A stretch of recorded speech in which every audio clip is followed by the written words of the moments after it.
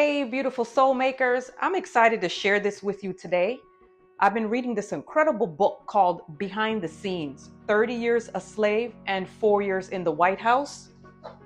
This book right here, it's the story of Elizabeth Keckley, a woman who went from slavery to the White House, all with a needle and a thread in her hand. I learned about this story just a few months back. I was watching another YouTube sewist video, and she briefly mentioned Elizabeth Keckley on how she sewed her way to the White House.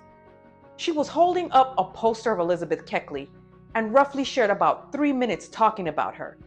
But just those 3 minutes of talking about Elizabeth Keckley, this woman in the book, I was absolutely hooked. I never heard of her name before, never learned about her in school, which honestly makes me a bit of a shame because this woman's story is incredible. But honestly, that's exactly why these stories need to be told, right? So I immediately went down the Google rabbit hole, researching and learning everything I could about Elizabeth. And through my research, learning about how she was able to become the best dressmaker of her time, all the way to the White House and sewing for the president's wife. When I discovered she wrote her own memoir, then I had to order it. When my copy arrived, I jumped right into reading, and honestly, I couldn't put it down.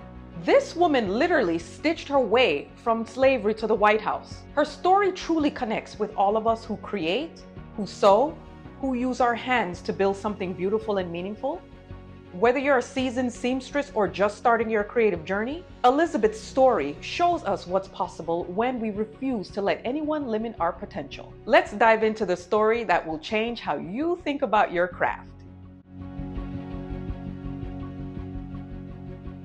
Elizabeth was born in 1818 in Virginia. As a child, she was separated from her mother and sent to work for her master's son. In 1836, at 18 years old, she was given to a white man named Alexander. Now, during this difficult period, she became pregnant by him, her master, and in 1839, she had a son, and she named her son George, after who Elizabeth thought was to be her biological father.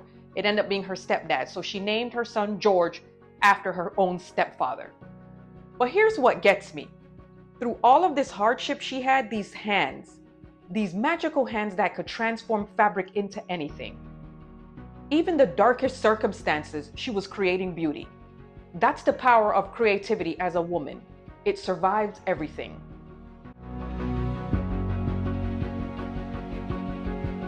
Elizabeth taught herself to be such an incredible seamstress that wealthy white women in Missouri were paying her top dollar for her work. She was making more money than most free people.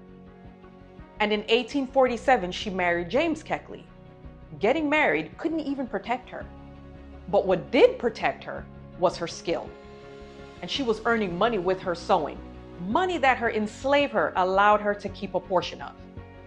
To fast forward now in 1855, after 30 years of slavery, she did something impossible. She bought her freedom and her son's freedom for $1,200.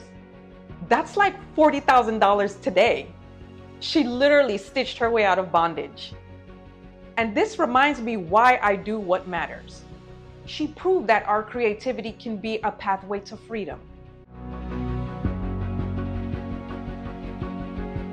Elizabeth moves to Washington, D.C. in 1860 and opens up her own dressmaking business. Now, this woman didn't just survive, she thrived. Within months, she was dressing the wives of senators, cabinet members, the entire political elite. Her reputation was that strong. But here's the moment that changed everything. It was in 1861. She was called to make a dress for the new First Lady, Mary Todd Lincoln. That's the President Abraham Lincoln's wife. This request altered the course of her life forever. Now, Mary Lincoln was complicated because she was grieving, she was anxious, she was dealing with public scrutiny.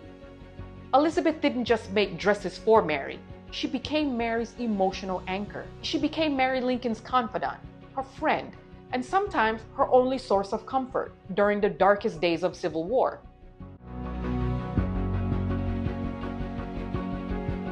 Elizabeth had access. She was in the White House during the Civil War, during Lincoln's assassination.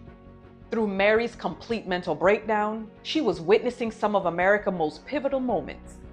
When Lincoln's son, Willie, died, Mary was inconsolable for months. Elizabeth was there, holding space, providing comfort. She was more than just a seamstress. She was a sister, a friend, a therapist. But remember, she was still a Black woman in 1860s America.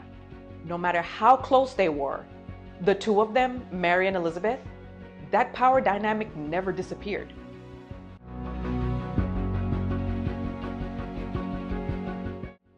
In 1868, Elizabeth publishes Behind the Scenes, this book right here. Now, she wrote this book as her way of truly trying to defend Mary Lincoln, because Mary was being dragged in the press. But by Elizabeth writing the book, the backlash was brutal towards her. She writes honestly about her relationship with Mary became strained after President Lincoln's assassination. Mary was struggling so much with grief, and she had a ton of financial problems. Elizabeth tried to help by assisting with selling some of Mary's White House wardrobe, and this caused a huge scandal. Now, when I was reading her introduction where she talks about why she decided to tell her story, it gave me goosebumps. She wanted to show the world what she had witnessed, to give her side of the story, at a time when Black women's voices were rarely heard of or believed.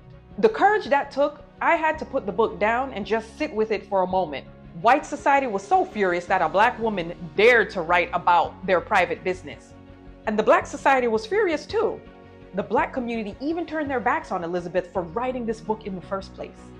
Mary Lincoln felt betrayed, and she cut off all contact. Elizabeth lost most of her wealthy clients overnight. She went from insider to outcast because she told her truth.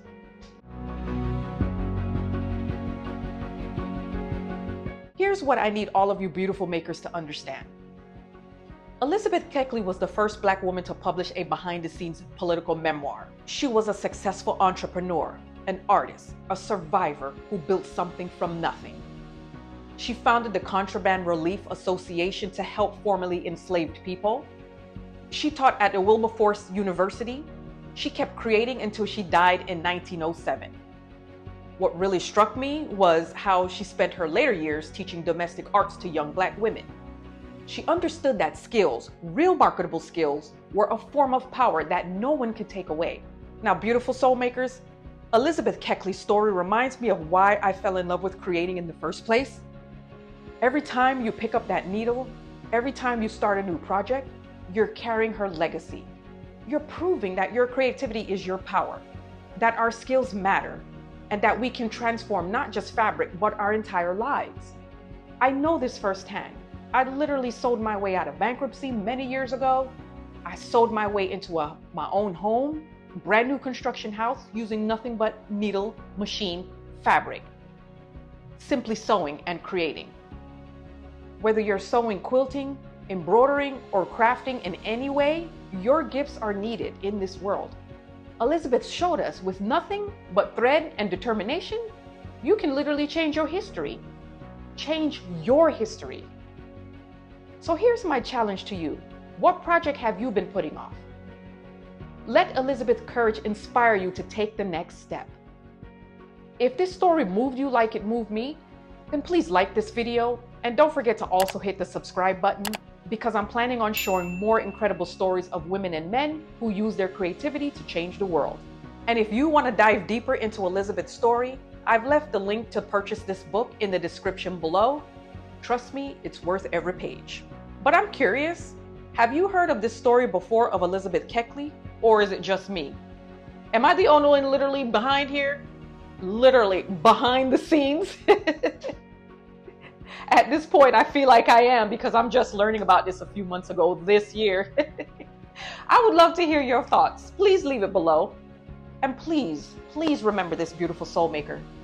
Your creativity is your power. Use it boldly, use it proudly, and use it to leave your own mark on this world. Don't be afraid. Until next time, keep creating, keep inspiring, and keep shining your light. This is House of Lady J, and I'm Janelle. And I'll see you on the next one.